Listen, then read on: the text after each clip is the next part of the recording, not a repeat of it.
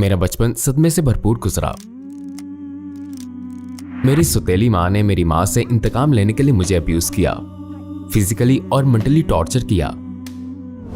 मुझे एक phone call करनी थी तो हम इस छोटे से कस्बे में एक पब्लिक फोन बूथ पर गए जो कि बिल्कुल वीराने में था। वहां एक नौजवान आदमी फोन पर बात कर रहा था। मैंने उसे फोन छोड़ने का कहा कि बस करो, फोन मुझे चाहिए, लेकिन उसने साफ इनकार कर दिया और साथ ही मुझे कुछ ऐसा कहा कि जिसे सुनकर मैं भड़क उठा और मैंने उसे पीटना शुरू कर दिया और बहुत बुरी तरह से पीटा।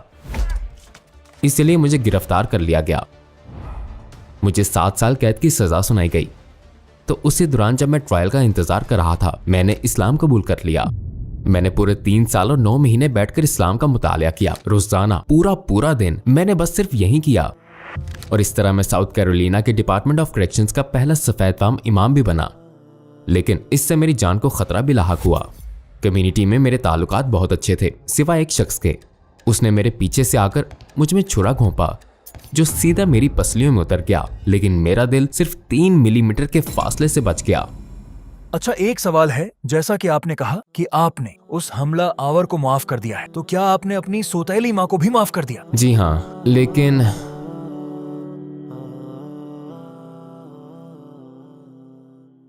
अस्सलामु अलैकुम योशा एवंस भाई, हमारी दावत कबूल करने का बहुत शुक्रिया। आपकी यहाँ मौजूदगी हमारे लिए बाइस इज्जत है। मैं इस सवाल से इब्तिदा करूंगा कि योशा एवंस कौन है? क्या आप अपनी जिंदगी के बारे में हमें मुख्तसरन बताएंगे? योशा एवंस कौन है? मैंने इस सवाल कई दफा अपने आप से पूछा है। मैं ग्रीनविल साउथ कैरोलिना में पैदा हुआ और पला बड़ा। मेरी परवरिश बतौर ईसाई चर्च में हुई। मुझे यूथ मिनिस्टर यानी क्रिश्चियन मिनिस्टर बनने का शौक था। मैंने दूसरे मज़ाहिब भी तलाश किए, लेकिन कुछ ना पा सका और आखिरकार स्ट्रीट लाइफ पर आ गया। मैंने 18 साल की उम्र में इस्लाम कबूल किया था और उस वक्त से मेरा एक ही मकसद है कि जितना भी हो सके मैं लोगों की इस्लाम को समझने में मदद करूंगा। मैंने कोरोना के वक्त एक वीडियो गेमर्स लीग स्टार्ट की। ये एक मुस्लिम गेमर्स लीग थी। मैं अपने बच्चों के साथ भी वीडियो गेम्स खेलता हूँ और खुद भी तब से खेल रहा हूँ जब मैं एक बच्चा था। मुझे रेस कारें और मसल कारें बनाना पसंद है। तो योशा एवंस वो है जो एक हमागीर शख्सियत बनने की कोशिश में है, इस हकीकत के साथ कि मैं भी दूसरों की तरह एक आम इंसान हूँ। अकीदे के हवाले से आपकी जिंदगी कैसी थी? आप किस पर ईमान रखते थे? मैं बतौर मेथोडिस्ट ईसाई पला बड़ा हूँ। ये ईसाईयत का बहुत फॉर्मल वर्जन है। ऐसा नहीं कि आप लोग जो सोचते हैं, जैसे आप चर्च जाते हैं और वहां कुछ चीखने, चिल्लाने और कूदने वालों का एक ग्रोह होता है। ये किसी हद तक कैथोलिक वालों की तरह बहुत फॉर्मल है।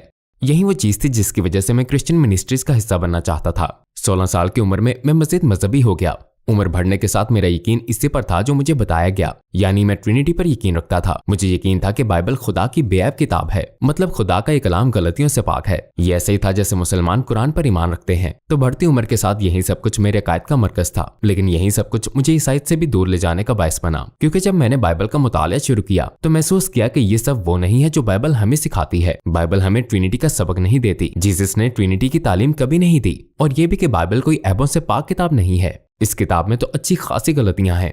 तो इस आयत को छोड़कर इस्लाम कबूल करने के दरमियानी अरसे में मेरा हाल ऐसा था कि मेरा दिल मजहब से उठ चुका था। मुझे खुदा पर यकीन तो था, लेकिन मैं एग्नोस्टिक हो गया था। मैं एक एग्नोस्टिक डीइस्ट बन गया था। मतलब खुदा पर मेरा यकीन कभी मुतजलजल नहीं हुआ, क्योंकि मैं अपने आसपास माहौल पर गौर करता था। मेरे दादा ने हमेशा मुझे यही सिखाया था कि कोई भी पेंटिंग बगैर पेंटर के नहीं बनती, ठीक है ना। लिहाजा हर चीज की मौजूदगी किसी न किसी वजह से है। तो ये कि खुदा पर मेरा ईमान हमेशा से रहा, लेकिन मैं इस नतीजे पर पहुंचा कि खुदा ने दुनिया तो बनाई है, लेकिन उसे ऐसे ही छोड़ दिया। मतलब चीजें तो बनाई है, लेकिन उनका कोई मकसद नहीं है, बस ऐसे ही बनाकर छोड़ दिया है। बस बनाकर दुनिया में बेच दी हैं कि देखें अब क्या होता है। और मैं खुदा से किसी हद तक बेजार हो गया था। मेरा दिल उठ गया था, बिल्कुल ऐसे ही जैसे हम किसी की तलाश में हों लेकिन वो मिलना ना चाहता हो। तो इसीलिए मैं आवारागर्दी करने लगा। रैप म्यूजिक सुनता और हिप हॉप म्यूजिक भी सुनता, और मैंने एक रैप लाइफस्टाइल अपना लिया, हिप हॉप लाइफस्टाइल, जिसकी वजह से मुझे स्कूल में मुश्किल का सामना था। इसी अरसे में मैं गिरफ्तार भी हुआ। क्यों? ऐसा क्या हुआ था? बस बेवकूफी, अपनी बेवकूफी साबित करनी थी। असल में ये नौबत मेरे गुस्से की वजह से आई। गुस्सा हर वक्त मेरी नाक पर धरा रहता था, जिसकी वजह ये थी कि बचपन में मुझे बहुत अब्यूज किया गया। जब मैं छोटा सा था तो मेरे वालिदैन में तलाक हो गई। मेरी माँ मुझे 3 माह की उम्र में छोड़कर चली गई। अगले 6 सालों तक वो मेरी जिंदगी से बिल्कुल गायब हो गई। मैंने उन्हें दोबारा नहीं देखा जब तक मैं 6 साल का न हो गया। तो ये कि मेरी परवरिश मेरे वालिद ने की, जिन्होंने फिर दूसरी शादी कर ली और उस औरत से की जो हाई स्कूल से मेरी माँ की सख्त दुश्मन थी। मतलब मेरी सौतेली माँ जो कि बहरी थी और मेरी माँ, ये दोनों एक ही हाई स्कूल जाते थे। तो मेरी माँ मेरी सौतेली माँ के बहरेपन का बहुत मजाक उड़ाती थी। तो बस मेरी माँ से इसी बात का इंतकाम लेने के लिए मेरी सौतेली माँ मुझे अब्यूज करती थी, फिजिकली भी, मेंटली भी, सिर्फ टॉर्चर करने के लिए। तो मेरा दिल गुस्से से भरा हुआ था। मतलब मुझे गुस्से के अलावा किसी भी किस्म के जज्बों का एहसास नहीं था, लिहाजा मैं बहुत गुस्सीला था। और फिर मैं कराटे का भी माहिर था, मैं ब्लैक बेल्ट था। उस वक्त मुझे मार्शल आर्ट में ब्लैक बेल्ट मिली थी। तो एक रात जब हम साउथ कैरोलिना के एक छोटे से कस्बे पिकेंस में थे और मैं नशे में था, तो हम इस छोटे से कस्बे में एक पब्लिक फोन बूथ पर गए जो कि बिल्कुल वीराने में था। वहाँ फोन पर एक नौजवान बात कर रहा था। मैंने उससे फोन देने का कहा कि बस करो, फोन मुझे चाहिए, तुमने जिसे भी फोन करना है बाद में कर लेना, अभी फोन मुझे चाहिए। उसने साफ इनकार किया और साथ ही कुछ ऐसे अल्फाज कहे जिससे मैं भड़क उठा। तो मैंने उसे पीटना शुरू कर दिया और बहुत बुरी तरह से पीटा। टुवर्ड्स इटर्निटी में हमें आपकी सपोर्ट की ज़रूरत है। हम एक फलाही तंजीम हैं जिसका अज़्म इस्लाम के पैगाम को 10 ज़बानों में दुनिया भर में फैलाना है। अपनी सपोर्ट से आप लोगों को इस्लाम में दाखिल होने, हराम काम छोड़ने, नमाज शुरू करने जैसे आमाल में मदद दे सकते हैं और इन तमाम नेक आमाल के बदले अजर अजीम पा सकते हैं इंशाअल्लाह। टुवर्ड्स इटर्निटी को अतिया दें और इस सुनहरे मौका को ज़ाया ना होने दें। तो मैंने उसे पीटना शुरू कर दिया और बहुत बुरी तरह से पीटा, क्योंकि जब गुस्सा एक दफा आप पर हावी हो जाए, वो गुस्सा जिसे आप काफी अरसे से अपने अंदर पाल रही हैं, तो फिर ये एकदम उबल कर इंसान को बेकाबू कर देता है। लिहाजा मैंने उस नौजवान को इतना मारा कि वो हॉस्पिटल पहुंच गया और इसी वजह से मैं गिरफ्तार हुआ। आप जेल से बाहर कैसे निकले? ये मैंने नहीं किया। तो फिर क्या हुआ? आप वहां से कैसे निकले? मैं जेल से जमानत पर बाहर आया। वो एक ऐसा छोटा कस्बा था कि वहां सिर्फ 2 जजेस थे और वो नौजवान भी उनमें से एक का बेटा था, इसलिए उन्होंने मुझ पर अक़दाम कत्ल का चार्ज लगा दिया। ये एक सीरियस चार्ज था। उन्होंने मुझ पर अक़दाम कत्ल का चार्ज लगा दिया, इसलिए मुझे ट्रायल पर ले जाया जा रहा था, क्योंकि ये मुमकिन ही नहीं था कि मैं अक़दाम कत्ल का इल्जाम कबूल कर लूं। और मैं इसके लिए फरवरी 1999 में कोर्ट गया। अल्हम्दुलिल्लाह मेरी किस्मत अच्छी थी कि मेरी दादी ने मेरे लिए एक वकील किया और वो ये इल्जाम हटाने में कामयाब रहे। तो मतलब ये कि मुझे कुछ ज्यादा मुश्किल पेश नहीं आई, क्योंकि ये पहला वाकया था। लेकिन वो लोग इसको कत्ल साबित करने की कोशिश में थे, क्योंकि वो लड़का जज का बेटा था। बहरहाल उन्होंने इक़दाम कत्ल के चार्ज को हमले और शदीद मारपीट के जुर्म में बदल दिया और मुझे जेल में 7 साल कैद की सजा सुनाई। आपने अपने अकीदे पर कब सवाल उठाना शुरू किया? 1996 के मौसम गर्मा में। 1996 के मौसम गर्मा में मैंने बाइबल का बारीक बीने से मुताला शुरू किया। इसके साथ ही मैं साइंस भी पढ़ रहा था, क्योंकि मैं बॉब जोन्स यूनिवर्सिटी जाने की तैयारी कर रहा था, जो कि मेरे होम टाउन यानी ग्रीनविल साउथ कैरोलिना का एक मशहूर बिब्लिकल कॉलेज था। ये पूरी दुनिया में मशहूर है। मेरे मुताले का फोकस मतन पर तनकीद था, जिसमें आप पुराने डॉक्यूमेंट्स जैसे बाइबल वगैरह का मुताला करते हैं। तो बाइबल के गहरे मुताले से मुझे पता चला कि ये वो किताब नहीं है, हत्ता कि आलिमाना नुक्ते नजर से भी ये एक परफेक्ट किताब नहीं है। ये एक ऐसी किताब है जिसे कुछ आदमियों और औरतों ने लिखकर यहाँ तक पहुंचाया है, और जैसे जैसे यहाँ तक पहुंची इसमें और भी बहुत कुछ बदला। तो मैं जिस नतीजे पर पहुंचा वो ये था कि ये बाइबल खुदा की किताब नहीं है, क्योंकि ये एक परफेक्ट किताब नहीं है। और यही बात मैंने उस वक्त बॉब जोन्स यूनिवर्सिटी के एक प्रोफेसर से कही। मेरी उनसे गुफ्तगू हुई तो मैंने उनसे सवाल किया। ये सवाल बहुत लॉजिकल था। मैंने पूछा, क्या खुदा परफेक्ट है? उसने कहा, बिल्कुल। मैंने कहा, ठीक, अगर खुदा परफेक्ट है तो ये जाहिरी सी बात है कि खुदा की तरफ से आने वाली हर चीज भी अपनी नेचर में परफेक्ट होनी चाहिए, है ना? उसने कहा, बिल्कुल होनी चाहिए। तो मैंने कहा, क्या बाइबल परफेक्ट है? उसने कहा, नहीं। अगर खुदा परफेक्ट है और उसकी कोई किताब है तो वो किताब भी लाजमन परफेक्ट होनी चाहिए। अगर किताब परफेक्ट नहीं है तो फिर ये खुदा का कलाम नहीं है। हो सकता है इसके कुछ हिस्से खुदा की तरफ से हों, लेकिन इसके बेशतर हिस्से इंसानों के लिखे हुए हैं। अगर आप इस फर्क को नहीं समझ सकते तो आपको ये नहीं कहना चाहिए कि ये किताब आपके ईमान की बुनियाद है और यही ठीक लगता है। तो मेरी प्रॉब्लम भी यही थी और इस्लाम की तरफ मेरा सफर ईसाईयत को छोड़ने के बाद शुरू हुआ और इसी प्रॉब्लम ने एक कैटलिस्ट का किरदार अदा किया, वरना ये कभी ना होता। इसके अलावा दूसरे मज़ाहिब के मुताले से भी मदद मिली, लेकिन मुझे सबूत चाहिए था। उस वक्त मैं अपनी जिंदगी के ऐसे मोड़ पर था कि जहां मैं इन भूल भुलैयों में थक चुका था। ठीक है ना? मेरा यकीन था कि अगर खुदा का कोई मजहब है तो उसका कोई सबूत भी होगा, एक ठोस, मादी और वाज़ेह सबूत होगा, क्योंकि मेरे दादा ने मुझे यही सिखाया था। उस वक्त तक तो उनका इंतकाल हो चुका था, लेकिन मुझे उनकी ये बात याद है कि अगर कोई तुमसे ये कहे कि वो सच्चा है तो उससे सबूत मांगो, क्योंकि सच्चाई हमेशा सबूत के साथ होती है। तो मेरा भी इन तमाम मज़ाहिब से, मसलन यहूदियत, हिंदुइज्म, बुद्ध मत, ताओइज्म वगैरह से यही एक सवाल था और मैंने इन सब के इन्फॉर्मेशन में इसी लेवल का तजाद पाया। मेरे लिए खुदा का होना काफी नहीं था, बल्कि मुझे बहुत ही लॉजिकल और सीधे साधे तरीके से उस मौजूदगी का सबूत चाहिए था। न सिर्फ उसका सबूत होना चाहिए, बल्कि ये सबूत परफेक्ट भी होने चाहिए। इस मामले में मैं परफेक्शन से हटकर कुछ भी कबूल करने को तैयार नहीं था। फिर आप एक दोस्त के जरिए इस्लाम से मुतारफ हुए? जी, मैं इस्लाम से जिस शख्स के जरिए मुतारिफ हुआ वो मेरा दोस्त तो नहीं, लेकिन एक जानने वाला था और इत्तेफाक से वो मुसलमान था। मुझे इस बात का उस वक्त तक पता नहीं था। वो तो एक दिन उसके घर पर मजहब के कॉन्सेप्ट पर बात हुई तो उसने बताया कि वो मुसलमान है। मैं ये सुनकर शॉक्ड हुआ, क्योंकि वो एक अफ्रीकी अमेरिकन भी था और मुझे लगता था कि मुसलमान सिर्फ अरब लोग होते हैं। लेकिन उसने मुझे जुम्मे की नमाज पर बुलाया तो मैं दिसंबर 1998 में अपने होम टाउन की मस्जिद में गया। मैंने वहाँ खुतबा सुना। वो बहुत खूबसूरत खुतबा था, बहुत बेहतरीन। मैं झूठ नहीं बोल रहा, ये अल्लाह ताला की मगफिरत के बारे में था। लेकिन मुझे कायल करने के लिए काफी नहीं था, क्योंकि मैं इस तरह पहले भी बहुत से खूबसूरत क्रिश्चियंस खुतबे सुन चुका था। लिहाजा मैंने नमाज के बाद इमाम से पूछा, क्या आपके मजहब की सच्चाई का कोई सबूत है? उन्होंने कहा, हाँ है। फिर वो मुझे ऑफिस ले गए और मुझे कुरान मजीद की कॉपी दी। मैंने कहा, ये क्या है? उन्होंने कहा कि ये खुदा का कलाम है। मैंने कहा कि हाँ, मैंने पहले भी इसके बारे में काफी सुना है। मैंने कहा, चलें ठीक है, मैं खुद मालूम कर लूंगा, मैं इसे घर ले जाकर पढ़ूंगा, फिर देखते हैं क्या होता है। लिहाजा मैंने कुरान का मुताला शुरू किया। मैंने पहली सूरत खोली, सूरह फातिहा तो मुझे काफी हद तक रब से की गई दुआ की तरह लगी, लेकिन दूसरी सूरत की दूसरी आयत ने मुझे चौंका दिया और कुरान पढ़ने पर मजबूर किया, जिसमें कहा गया कि वो बुलंद रुतबा किताब जिसमें किसी शक की गुंजाइश नहीं। अब मैं इस आयत को गलत साबित करना चाहता था, क्योंकि मुझे मुसलमानों के मजहब की सच्चाई का यकीन नहीं था।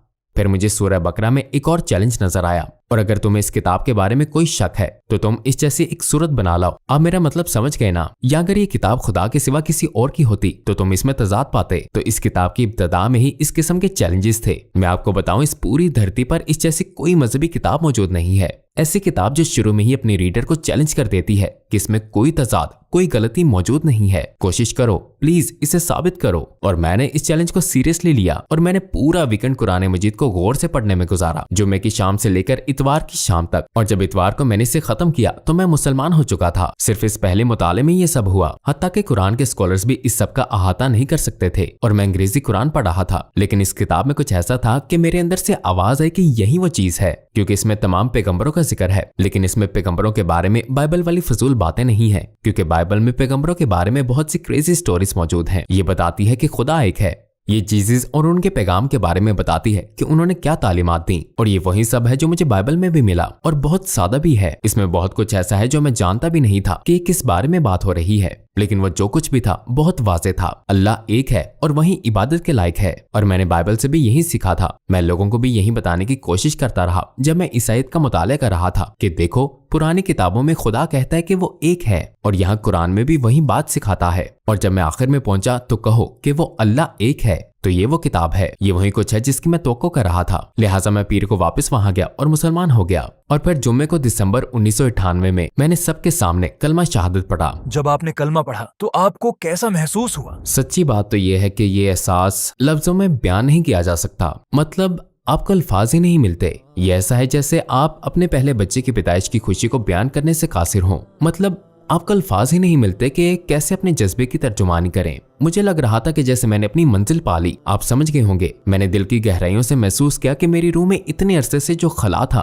वो पुर हो गया है, क्योंकि इससे पहले मैं ये खला मुख्तलिफ चीजों से भरने की कोशिश कर रहा था। इसमें कुछ अरसा ईसाइत रही, फिर बाद में आवारागर्दी और हल्ला गुल्ला वगैरह करना जैसी चीजें थीं। और मैं लोगों से भी यही कहता हूँ कि इस खला को पुर करने की कोशिश करें, क्योंकि इस्लाम के बगैर हर शख्स की रूह में एक खला मौजूद रहता है। ये हमारी फितरत है। और मैं लोगों से ये भी कहता हूँ कि अगर वो अपनी रूह की खला को इस्लाम के अलावा किसी और चीज से भरने की कोशिश करेंगे तो ये ऐसा ही है जैसे आप समंदर पर जाकर उसको रेत से भरने की कोशिश करें। कितना ही कर लें, इससे कोई फर्क नहीं पड़ता। आप इसको कभी नहीं भर सकते। ये खला सिर्फ अपनी असल फितरत की तरफ वापस आने से ही भर सकता है, और हमारी फितरत सिर्फ एक खुदा की बंदगी है। मैंने भी जैसे मंजिल पा ली, मुझे सुकून मिल गया। वो सारा गुस्सा, सारा पागलपन जो मेरे जहन पर छाया हुआ था, सब जायल हो गया, जैसे ये खला बंद हो गया हो। आपके इर्द गिर्द लोगों का क्या रद्द अमल था? मैंने अक्सर लोगों को तो बताया ही नहीं। उस वक्त मेरे जो दोस्त थे उनसे तो मैं पहले ही दूर हो गया था, क्योंकि उन्होंने मेरी कोई मदद नहीं की थी। जिस रात मैंने उस नौजवान को मारा था तो वो भी मेरे साथ थे। उन्होंने मुझे पकड़वाया। जब पुलिस उनके पास आई तो उन्होंने फौरन मेरा बताया, तो मैंने अपने दोस्तों से उसी वक्त कत्ता ताल्लुक कर लिया था। और मेरी दादी और वालिद थे तो मैंने उनको भी फौरन इत्ला नहीं दी कि मैं मुसलमान हो गया हूँ। पहले मैंने अपनी जिंदगी को बेहतर बनाने की कोशिश की, और जब 1 महीने बाद मेरी दादी ने मुझे देखा तो उन्होंने मुझ में वाज़ेह तब्दीली महसूस की। आप समझ रहे हैं ना, जैसे आप वो नहीं रहते। मैं पहले से ज्यादा अच्छा और बाइखलाक हो गया था, दूसरों की ज्यादा से ज्यादा मदद करता और सही काम करने की कोशिश करता। तो उन्होंने महसूस किया कि आखिर कुछ तो बदला है। और फिर उस वक्त तक मैंने उन्हें बताया कि मैं मुसलमान हो गया हूँ। उन्होंने कहा कि मैं ये सब तो नहीं मानती, लेकिन अगर ये सब तुम्हें इस तरह बदल रहा है तो फिर इसी पर कायम रहो। और मेरे वालिद ने तो कह दिया था कि अब तुम बालिग हो, तुम अपने फैसले खुद कर सकते हो और अब उन्हीं के साथ जीना है। मुझे मुसलमान हुए 25 साल हो गए हैं, लेकिन मैं आज भी अपने वालिद से बात करता हूँ। मैं 25 साल से उन्हें भी दावत दे रहा रहा हूँ, लेकिन उन्होंने इस्लाम कबूल नहीं किया। अल्लाह ताला उन्हें हिदायत नसीब करे। इतना मैं कह सकता हूँ कि वो मेरे मुसलमान होने पर बहुत खुश हैं, क्योंकि उनके ख्याल में उसी वजह से मुझ में इतनी बेहतरी आई है कि वो सोच भी नहीं सकते थे। और वो लोगों को बड़े फख्र से बताते हैं कि मेरा बेटा मुसलमान है और वो लोगों की मदद करने के लिए दुनिया भर में घूमता है। वो चैरिटी करता है, रेफ्यूजी कैंप्स में जाता है। और जब भी मैंने अपने होम टाउन में लेक्चर्स दिए, जो कि 2 दफा हुआ, तो मेरे वालिद पहली कतार में बैठे। वो हमेशा आकर पहली कतार में बैठ जाते। इसलिए मैं दूसरे नौ मुस्लिमों से भी यही कहता हूँ कि लोगों में हर जगह मुंह से ऐलान करना जरूरी नहीं है कि आप मुसलमान हो गए हैं, बल्कि अपने अमल से दिखाएं कि आप मुसलमान हो गए हैं। तो बस यही फर्क है। क्या आपके साथ कोई ऐसा गैर मामूली वाकया हुआ है जिससे आपको अंदाजा हुआ कि अल्लाह के साथ आपका एक खास कनेक्शन है? जब मैं जेल से बाहर आया तो मुआहदा ये हुआ था कि मैं जॉब करूंगा, और अगर मेरी किसी हरकत की वजह से मुझे जॉब से निकाला गया तो ये मेरी प्रोबेशन की मुआहदे की खिलाफ वर्जी होगी और मुझे फिर से 2 साल के लिए जेल भेज दिया जाएगा। लिहाजा जब मैं जेल से बाहर आया तो मुझे कंस्ट्रक्शन कंपनी में जॉब मिल गई। जब पहला जुम्मा आया तो मैंने अपने बॉस से कहा कि जब सब लोग लंच करेंगे, जैसा कि हमारी 1 घंटा लंच ब्रेक भी होती थी, तो मैंने कहा कि मैं लंच के बजाय जुम्मे की नमाज के लिए जाऊंगा। वो जगह रोड से 3 मील की दूरी पर थी। उनको पहले से इल्म था कि अब मैं मुसलमान हूँ। उन्होंने मुझे जॉब साइट पर नमाज पढ़ते भी देखा था, तो मैंने कहा कि मैं जुम्मे की नमाज पढ़ने जाऊंगा। उसने कहा कि तुम्हें काम की जगह छोड़कर जाने की इजाजत नहीं है, जिस पर मैंने जवाब दिया कि मैं इजाजत नहीं मांग रहा, मैं आपको बता रहा हूँ कि मैं जाऊंगा। तो इस पर उसने कहा कि अगर तुम काम की जगह छोड़ोगे तो फिर तुम नौकरी से फारिग हो, यानी तुम अपनी जॉब छोड़ रहे हो। तो उस वक्त मेरे पास एक चॉइस ये थी कि मैं जॉब पर रहूं और अल्लाह ताला के अहकाम की खिलाफ वर्जी करूं, या फिर जुम्मे के लिए चला जाऊं। और पता है मैंने क्या किया? मैंने जेल में 4 साल अपना दीन सीखकर गुजारे ताकि सही काम करूं, इसलिए मैं वही करूंगा जो सही है। फिर मैंने कहा कि ठीक है, आप अपनी जॉब रखें, मैं तो चला। लिहाजा मैं जुम्मा पढ़ने चला गया और नमाज के दौरान मैंने बहुत ज्यादा दुआ मांगी कि या अल्लाह, मैं यहाँ तेरी इताअत के लिए आया हूँ, बस अब तू ही मुझे इस मुश्किल से निकालेगा। नमाज़ी जुम्मा के बाद एक नौजवान आदमी मेरे पास आया और कहने लगा कि भाई, क्या तुम जॉब करते हो? मैंने कहा कि हाँ, आज के दिन तक तो करता था, लेकिन आज मुझे यहाँ आने के लिए जॉब साइट छोड़ना पड़ी, इसलिए मुझे नौकरी से निकाल दिया गया। तो उसने कहा कि मेरे वालिद जो कि इमाम है, उन्होंने मुझे आपसे ये पूछने के लिए भेजा है कि क्या आप उनकी पिज्जा शॉप पर काम करेंगे? मैंने फौरन जवाब दिया, क्यों नहीं, मुझे तो जॉब चाहिए। तो उसने मुझे जॉब दे दी और वो उसी दिन से शुरू हो गई, जिसमें मैं कंस्ट्रक्शन साइट से दुगना कमाने लगा। तो मेरे एक जॉब छोड़ने से दूसरे जॉब के मिलने का दरमियानी वक्फा सिर्फ 2 घंटों का था। जब आप सिर्फ अल्लाह ताला के लिए पूरे खलूस से कुछ करते हैं तो वो भी आपके लिए रास्ता निकाल देता है। मतलब ये कि सही रास्ता चुनना बाज औकात खौफनाक होता है, लेकिन वो रात मेरी जिंदगी की बेहतरीन रात रही, जहां तक मुझे याद है।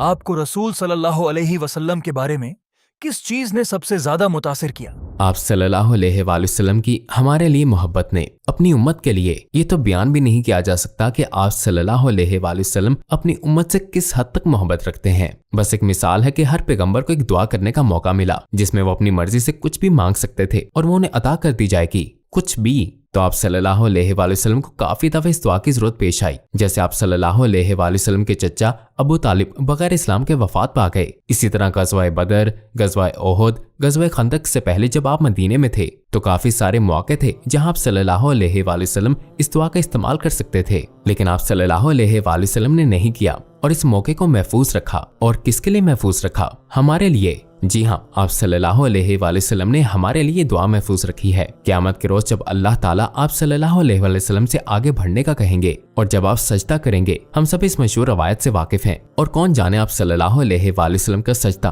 कितनी मुद्दत तक रहेगा। फिर अल्लाह ताला आप सल्लल्लाहु अलैहि वसल्लम से उठने का कहेंगे और इसी दुआ के तहत कुछ भी मांगने का कहेंगे, क्योंकि आप सल्लल्लाहु अलैहि वसल्लम ने वो दुआ उसी मौके के लिए महफूज कर रखी है और अल्लाह ताला भी जानता है कि आपने ये दुआ इस मौके के लिए रखी है। तो अब मांगे जो मांगना है। यूं तो आप सल्लल्लाहु अलैहि वसल्लम बहुत सी चीजें मांग सकते हैं, लेकिन आप सल्लल्लाहु अलैहि वसल्लम क्या मांगेंगे? आप सल्लल्लाहु अलैहि वसल्लम हमारे लिए दुआ मांगेंगे। तो ये है वो चीज, अपनी उम्मत के लिए इस हद तक फिक्रमंद होना। हम सब के लिए, सिर्फ सहाबा के लिए नहीं, मतलब हर एक के लिए। आप सल्लल्लाहु अलैहि वसल्लम हमसे इतनी मोहब्बत रखते हैं कि अपनी सारी जिंदगी हर किस्म की मुश्किलात बर्दाश्त की, लेकिन कभी इस दुआ का फायदा नहीं उठाया, क्योंकि आप सल्लल्लाहु अलैहि वसल्लम जानते थे कि एक दिन हम इस दुआ के मोहताज होंगे। बहुत से लोग ऐसे हैं जो इस्लाम पर गौर तो करते हैं, लेकिन उनके कुछ कंसर्न्स होते हैं।